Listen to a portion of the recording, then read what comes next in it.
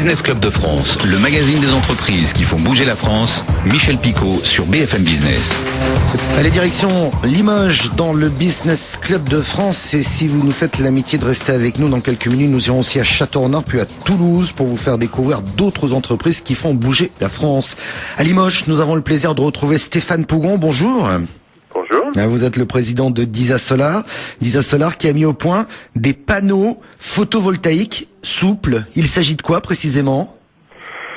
Eh bien, écoutez, on fabrique des panneaux solaires de nouvelle génération, qu'on appelle la 3e génération, qui sont faits à base de matières organiques, c'est-à-dire des dérivés du carbone, contrairement aux autres qui utilisent du silicium. Et surtout, on fabrique ça en passant par des encres. Donc, on fait des encres et ensuite, on utilise des imprimantes pour fabriquer ces panneaux solaires de nouvelle génération. Alors, si je comprends bien, ce sont ces encres qui produisent de l'énergie, c'est ça ? Alors, c'est pas les encres directement, c'est les matériaux qu'on dispose couche après couche, oui. Qui, une fois qu'ils sont réunis, finissent par créer le phénomène photovoltaïque et donc transformer les photons en lumière, en électricité. Ouais, il faut préciser que Disa était avant tout une imprimerie, et qu'aujourd'hui c'est un nouveau marché pour elle. Tout à fait. Au départ, le groupe est imprimeur depuis 1902 à Limoges. Tout ça a commencé avec les chromos sur la porcelaine. Depuis, ça a déjà beaucoup évolué. On fait beaucoup de marquage technique très compliqué avec des imprimantes. Et là, le groupe se lance via sa filiale Disa Solar dans la fabrication de panneaux solaires de nouvelle génération. Vous avez évoqué ces panneaux solaires de nouvelle génération. Qu'est-ce qui fait qu'ils sont de nouvelle génération ? Le fait qu'ils soient souples et donc qu'ils peuvent avoir d'autres applications, c'est ça ? Alors, ils sont de nouvelle génération d'abord parce qu'ils sont pas encore commercialisés. On est encore en train de faire le transfert des laboratoires vers la production industrielle. Voilà pourquoi c'est nouveau. Et puis le semi-conducteur qu'on utilise, donc à base de matériaux organiques, c'est une nouveauté. Jusqu'à présent, c'était des semi-conducteurs inorganiques avec du cuivre, du silicium. Donc c'est en ça que c'est nouveau. Ouais. Alors, quelles sont les utilisations ? Parce qu'avec un panneau solaire souple, on peut imaginer que vous pouvez équiper, j'en sais rien, peut-être demain, un téléphone mobile et ça va le recharger, mais on peut aller plus loin, peut-être même une voiture ou des choses comme ça ? Exactement. Surtout, ce qui est intéressant, c'est que donc, comme je vous l'ai dit, on fabrique ces panneaux avec des imprimantes jet d'encre. Donc, ça nous donne une grande souplesse dans la fabrication et on peut donc fabriquer des panneaux sur mesure. Donc, on peut faire des ronds, des carrés, des triangulaires.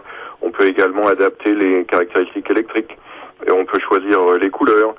Donc effectivement, l'objectif, c'est de pouvoir en mettre un peu partout en s'adaptant exactement aux surfaces disponibles, sur le capot d'une voiture, sur le toit d'un bus, sur le cadre d'un vélo, sur des objets d'électronique, voilà. Et sur le capot d'une voiture, par exemple, ces panneaux seraient capables d'alimenter le fonctionnement même de la voiture, le moteur de la voiture ?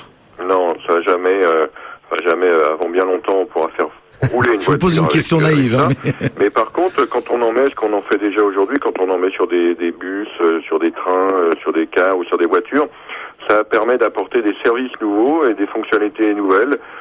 Par exemple, une préventilation, par exemple de la sécurité en plus, par exemple augmenter la durée de vie des batteries qui servent à faire fonctionner l'électronique de gestion. Voilà, il y a de nombreux besoins à côté de l'énergie de propulsion. Oui, c'est ce que vous avez fait notamment sur un TER en région Poitou-Charentes en 2010. Vous aviez équipé ce train d'un toit donc de panneaux photovoltaïques, une première en France.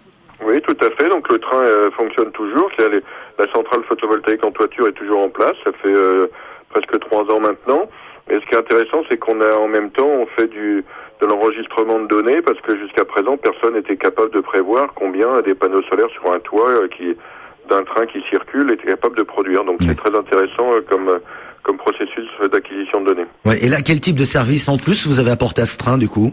Pareil, donc il faut dire d'abord que ce sont des trains diesel, vous savez, les TER régionaux, et donc ça permet de pouvoir faire fonctionner de l'éclairage de sécurité, une ventilation, d'ouvrir les portes électriques en cas de panne, d'augmenter la durée de vie des batteries, voilà, toutes sortes de services importants.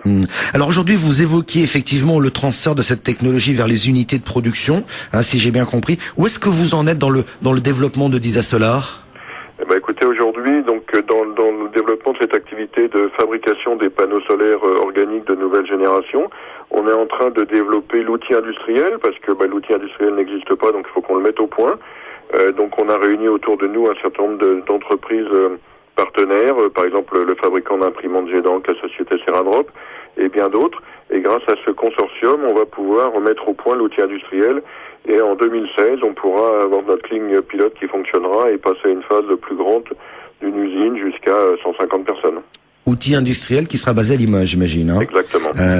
Vous parlez de l'année 2016, ce qui veut dire que 2016, début de la commercialisation, si je vous suis bien. Comment est-ce que vous voyez l'entreprise en 2016 ? C'est-à-dire qu'on a parlé de l'exemple d'un train, d'un capot de voiture. Est-ce qu'il y a des marchés spécifiques qui vous intéressent d'ores et déjà le temps de cette mise en place et pour pouvoir être totalement opérationnel en 2016, pardon ? Alors, on n'attend pas d'avoir l'usine qui fonctionne. On a une activité aujourd'hui où on fait pas du sur-mesure intégral, mais on fait du semi-custom, en achetant, en modifiant et en customisant les produits souples et conformables existants.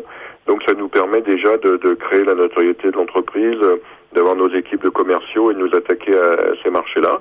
Donc, les marchés qu'on vise, c'est le marché de l'outdoor, le marché du mobilier urbain, le marché de tout ce qu'on appelle, les anglo-saxons appellent les automotives, c'est-à-dire tous les moyens de transport, les voitures, les camions, les bus, les bateaux, voilà, tout le marché militaire qui est très important. Qu'est-ce que j'oublie ? Voilà, c'est les principaux marchés. Oui, mais enfin, je pense qu'on va en découvrir d'autres avec l'évolution des technologies et l'utilisation de ces puissances. Lorsqu'on a une technologie comme la vôtre de pointe, il faut garder cette longueur d'avance, hein, j'imagine. Il faut aller vite aussi. C'est quoi la feuille de route aujourd'hui pour garder cette technologie et prendre les parts de marché demain lorsque vous aurez, je dirais même cette unité de production avec vous ? Écoutez, vous avez raison. Donc nous, on continue à faire en permanence de la R&D. Donc on est associé dans cette démarche avec les meilleurs laboratoires français et européens. Donc on travaille avec le CEA, le CNRS, des laboratoires hollandais, belges, allemands. Même on a une collaboration avec une université du Canada. Donc l'idée, c'est d'être en permanence, d'aller chercher la technologie et là où elle est la plus performante et de l'intégrer au sein de nos propres équipes à Limoges. Donc c'est une course en avant permanente. J'imagine. Voilà, et le plus difficile, c'est bien sûr les financements qui vont avec. Il faut en permanence réussir à financer ces efforts. Une petite parenthèse, ça sera ma dernière question. Je vois DISA Solar a sorti un livre blanc, l'électronique imprimée au service du photovoltaïque de 3e génération, c'est bien ça ? Exactement. Quel était l'objectif ? Sensibiliser, parce que je vois que de nombreux politiques et représentants de pouvoir public ont reçu ce livre. C'était pour leur expliquer les technologies de demain ? Écoutez, le photovoltaïque organique, donc ça fait partie de la grande famille de l'électronique imprimée. L'électronique imprimée, c'est une vraie rupture technologique qui est en train d'arriver. Donc il y a des pans entiers de l'économie qui vont être bouleversés. Il y a des opportunités de création d'emplois très importantes. Donc il y a un véritable enjeu. Donc on veut sensibiliser les politiques à cet enjeu. C'est aujourd'hui que la France doit investir pour créer les emplois de demain dans ce domaine-là. Voilà, c'est facile aujourd'hui de développer et de continuer avec une innovation très pointue comme celle-là, hein, puisque vous êtes en train de consolider votre entreprise et préparer à gagner des parts de marché. C'est facile ? Non, c'est extrêmement compliqué parce que les financements sont absents. La fiscalité, vous la connaissez en France, elle est compliquée aujourd'hui. Donc créer des entreprises industrielles en France aujourd'hui, c'est extrêmement difficile. Oui, on vous souhaite un grand courage et puis une bonne réussite en tout cas. Écoutez, merci. Merci à vous, Stéphane Pougon, président de DISA Solar. Puis on viendra vous passer un petit coup de fil, on va dire, dans quelques mois, juste pour voir comment les choses avancent chez vous. Merci beaucoup en tout cas. Quand vous voulez, merci beaucoup. Merci, au revoir.